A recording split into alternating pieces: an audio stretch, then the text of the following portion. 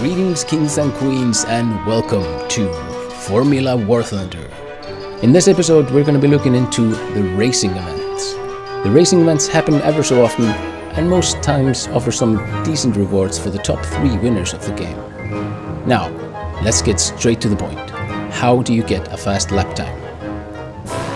In order to answer this question, we're going to need to take some very quick look at some basic laws of flight dynamics and try to apply those to win the race. But first, before we go into that, let's check out this turn you see on the screen right now. Let's try to find the fastest way throughout this turn.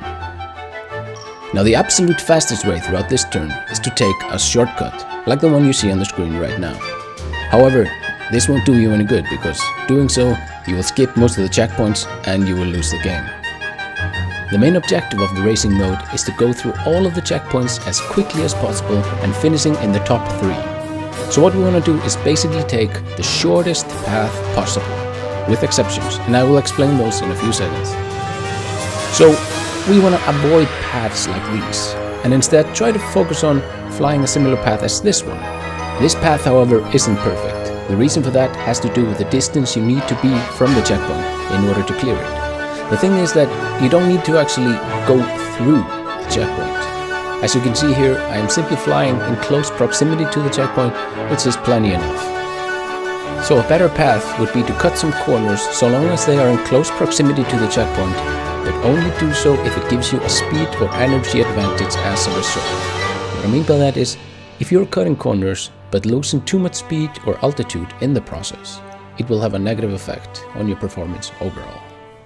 So maintaining speed throughout the maneuvers is essential.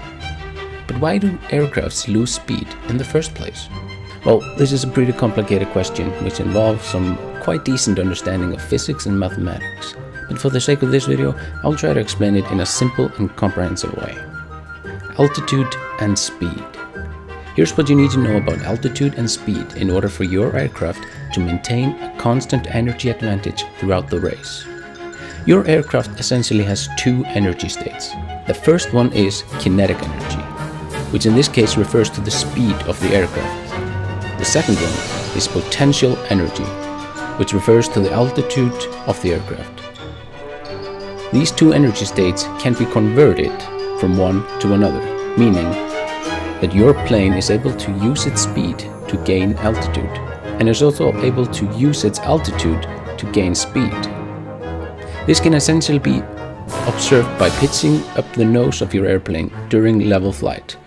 What will happen in this case is that the altitude will increase, but the speed will decrease. This conversion of energy, however, isn't perfect, because your aircraft will always lose some energy in the conversion process. The biggest loss of energy in our case will be because of drag. When your airplane changes its aerodynamical properties by pitching up the nose of the airplane, it will increase its surface area, thus exposing a greater part of the plane to the wind. Alright, so now that we know a little bit more about maintaining energy throughout a race, how do we select the best airplane to win the race with? What you want to look for is an airplane which has a fast turning time, is able to gain speed quickly, and of course it should generally be a fast airplane. My favorite non-premium airplane is the Yak 9P. It has all the properties that I look for in an airplane. So yeah, I mean, your preference may vary. So I suggest you just take a look at the airplanes, see which one of those you like, and look at the statistics of them. Is it a fast plane? Yeah, sure, okay, give it a go, see how it feels. So to summarize, you will get a faster lap by taking shortcuts. You don't need to go through the checkpoints. Maintaining energy advantage over your opponents throughout the race is essential for winning. Speed and altitude can be converted from one to another, but energy will be lost in this process. So be aware of this fact and don't dive down if you know that you need to pull up again soon. I hope this video was helpful for you and that you learned something from it. If you did, be sure to click the thumbs up button down below and subscribe. I tried to stray away from going into too much detail on this subject, but I honestly think that understanding these principles is essential for excelling in War Thunder. If you have any questions, suggestions or ideas for this or future videos, let me know in the comments down below and I will be sure to take a look at them. Thank you very much for watching and I will see you in the next one.